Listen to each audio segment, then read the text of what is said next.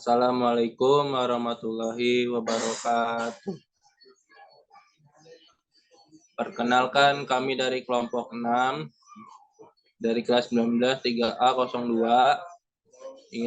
ingin menjelaskan tentang perancangan sistem informasi peminjaman buku perpustakaan berbasis web.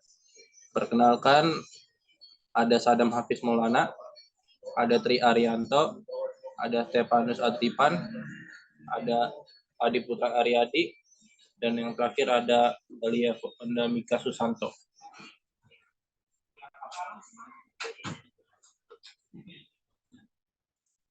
Yang pertama itu ada latar belakang.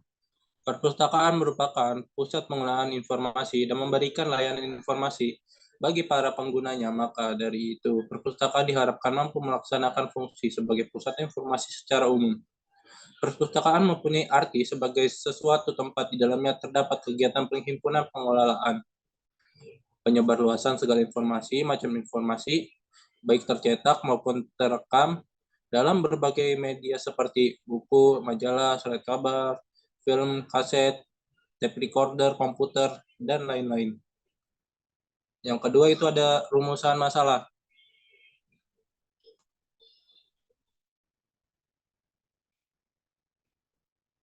Satu, berdasarkan latar belakang yang telah diuraikan di atas, maka dirumuskan masalah yaitu bagaimana merancang bangun sistem informasi perpustakaan berbasis web. Kedua, apa rancangan-rancangan tersebut? Ketiga, apa sajakah aktor dan kebutuhannya? Keempat, jenis apa sajakah rancangan-rancangan yang akan dibuat? Selanjutnya akan dilanjutkan oleh Sadam Hafiz Maulana.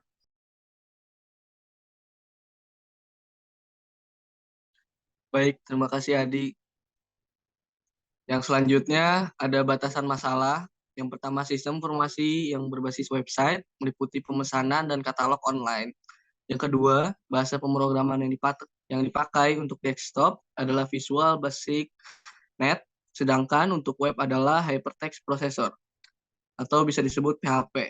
Yang ketiga adalah database yang digunakan adalah MySQL. Yang keempat, tidak membahas masalah pemeliharaan sistem informasi. Yang kelima, buku yang dipinjam hanya satu buku untuk batas peminjaman buku. Baik, selanjutnya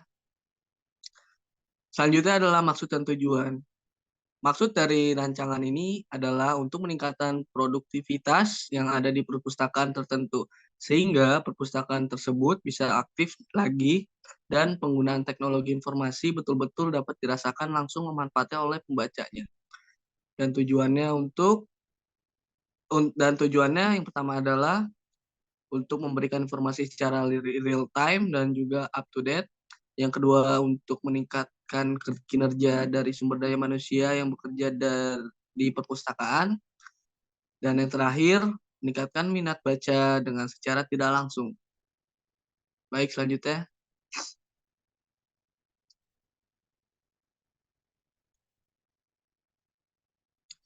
Analisis kebutuhan. Yang pertama ada kebutuhan pengunjung. Kebutuhan pengunjung ada dua. Yang pertama adalah pengunjung bisa akses halaman login, dan yang kedua pengunjung bisa melakukan registrasi. Dan selanjutnya ada kebutuhan anggota. Yang pertama, anggota dapat melakukan login, dan yang kedua anggota dapat mengubah profil.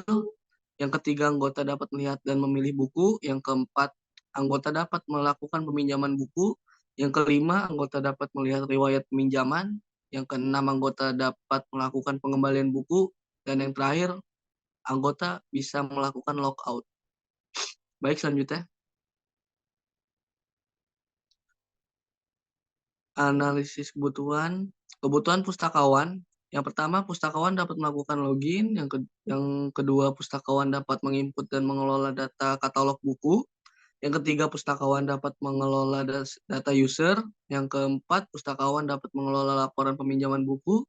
Yang kelima, pustakawan mengelola laporan pengembalian buku. Dan yang terakhir, pustakawan bisa melakukan logout. Dan kebutuhan admin, yang pertama admin dapat melakukan login. Yang kedua, admin dapat mengelola laporan data buku. Yang ketiga, admin dapat mengelola dan menambah pustakawan. Yang terakhir admin bisa logout. Kebutuhan sistem yang pertama adalah sistem bisa menyimpan informasi user di dalam database, yang kedua sistem dapat menjaga keamanan database, yang ketiga sistem dapat membuat server jalan dengan mudah oleh Ari. Silakan Ari. Baik, terima kasih Adam. Sini ada gambar analis diagram, yaitu ada peminjaman anggota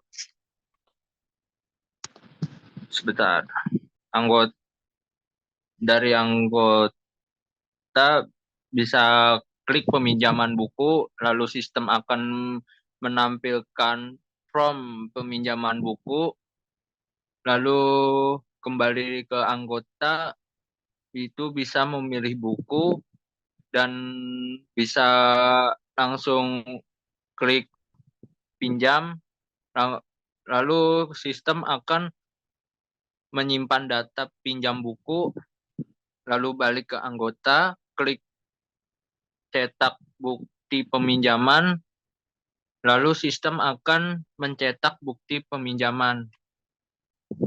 Dan untuk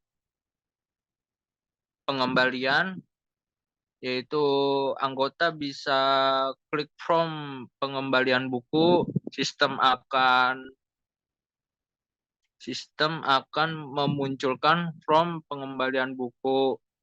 Lalu anggota bisa menginput data pengembalian buku, lalu klik save, sistem akan menyimpan data, lalu anggota mencetak bukti, sistem akan cetak bukti pengembalian. Oke, next. Ini untuk mockup login usernya. Di sini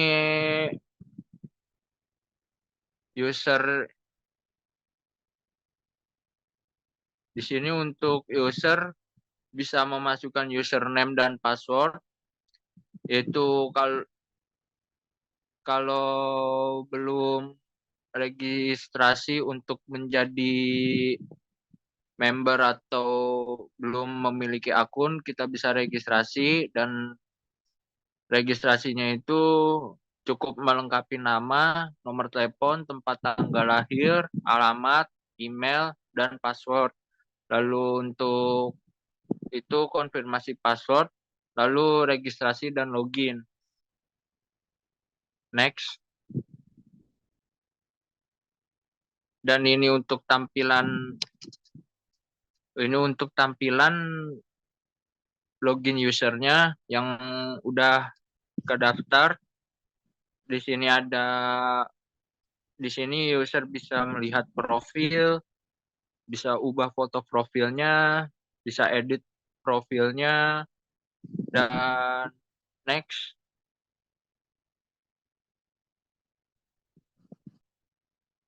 Dan sini ada user peminjamannya, yaitu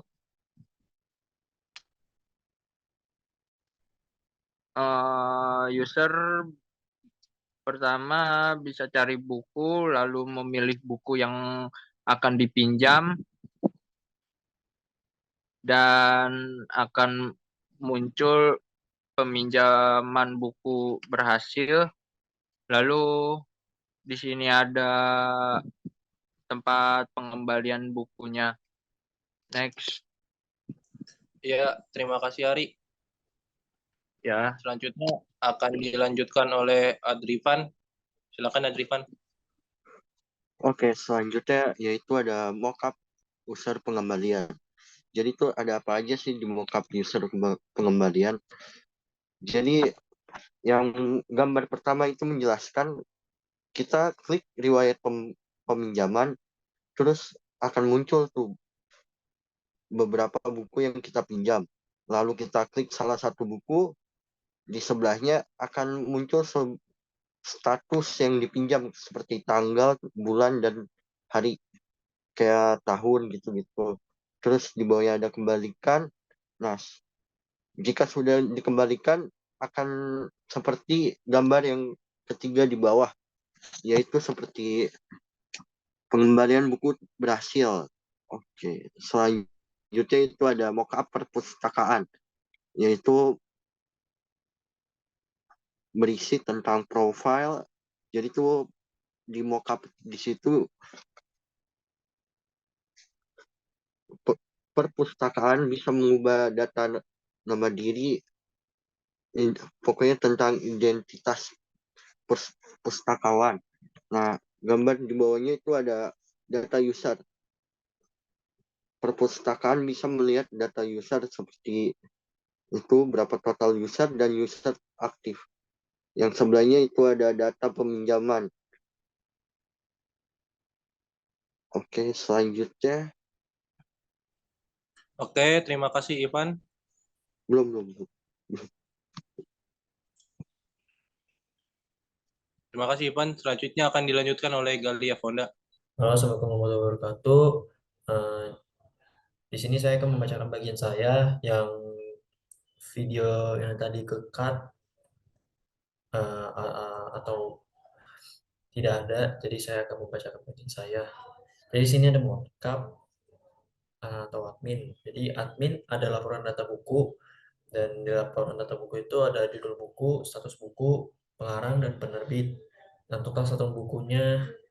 Terus admin juga bisa menambahkan buku. Dan di sebelahnya data pustakawan. Data pustakawan yang terdiri dari nama pustakawan, nomor telepon pustakawan, tempat tanggal lahir pustakawan, email pustakawan, dan status. Dan admin bisa menambah pustakawan yang lain, dan admin bisa melihat total pustakawan yang hadir. Penutupan. Kesimpulan, sistem informasi perpustakaan berbasis web dirancang dengan menggunakan SDLC, yaitu perencanaan, analisis, perancangan, dan implementasi, di mana pada tahap desain dan implementasi dibangun aplikasi dan software menggunakan bahasa pemrograman PHP dan database dengan database MySQL, sehingga aplikasi ini dapat digunakan. Sarannya yaitu satu, melakukan pembaruan pada interface dan sistem informasinya, karena seiring berjalannya waktu akan lahir lagi fitur baru yang lebih memanjakan penggunanya. Dan yang kedua, penulis juga menyarankan agar dilakukan maintenance pada sistem informasi ini agar penggunanya dapat lebih efektif dan berkelanjutan. Yang ketiga, penulis menyarankan agar user atau petugas pustaka dapat menggunakan sistem informasi ini sesuai dengan prosedur-prosedur yang telah penulis sampaikan agar sistem informasi bisa dipergunakan sesuai fungsinya. 4. Sistem informasi ini dapat disesuaikan dengan kebutuhan serta perkembangan dari perpustakaan pada masa yang akan datang sesuai dengan mode SDLC. Dan yang kelima, sistem informasi ini tidak berbasis online. Sekian dari presentasi kami, kurang lebihnya mohon maaf. Assalamualaikum warahmatullahi wabarakatuh.